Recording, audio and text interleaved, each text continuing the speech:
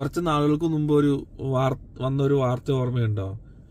ഇന്ത്യക്കാരുമായിട്ട് ദുബായിൽ നിന്ന് നിക്കരോഗയിലേക്ക് പോകാനായിട്ടൊരു വിമാനം ഫ്രാൻസിൽ ഇന്ധനം നിറയ്ക്കാനായിട്ട് നിർത്തിയത് ഓർമ്മയുണ്ടോ?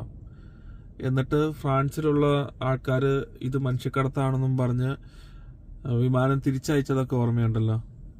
ഈ നിക്കരോഗ വഴിയാണ് കൂടുതലും ഇന്ത്യക്കാരിങ്ങനെ മെക്സിക്കോ വഴി അമേരിക്കയിലേക്ക് വരുന്നത്.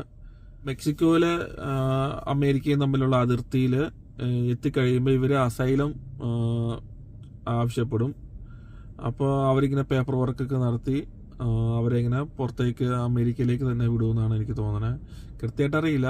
ചിലവരൊക്കെ മതിൽ ചാടി അല്ലെങ്കിൽ പുഴ നീന്തി കിടന്ന്. അപ്പോൾ നിക്കരോഗയിൽ നിന്നൊക്കെ ഇങ്ങനെ ചിലവരൊക്കെ നടന്നു വരും, ചിലവരൊക്കെ ഇങ്ങനെ പല രീതിയിൽ ഇങ്ങനെ അമേരിക്കയിലെത്തും. ഇപ്പം ഇവർക്കൊക്കെ ജോലി കൊടുക്കാനും ഇവിടെ ആൾക്കാരുണ്ട്. അതുകൊണ്ടാണ് ഇങ്ങനെ കൂടുതലും ആൾക്കാർ ഇന്ത്യക്കാരിങ്ങനെ ഈ രാജ്യത്തേക്ക് വരുന്നത്.